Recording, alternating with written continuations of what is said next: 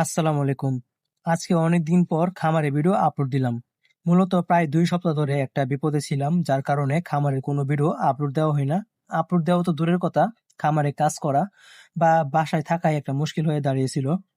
তো যাই হোক, আল্লাহ তাআলা আমাদের সকলকে এই ধরনের বিপদ-আপদ থেকে হেফাজত করুক এবং আমাদের জান এবং মালের ক্ষতি হওয়া থেকে রক্ষা করুক। তো এই ভিডিওটা ২ সপ্তাহ আগের, যেদিনকার ঝামেলায় পড়েছিলাম, এদিনের সকালের ভিডিও।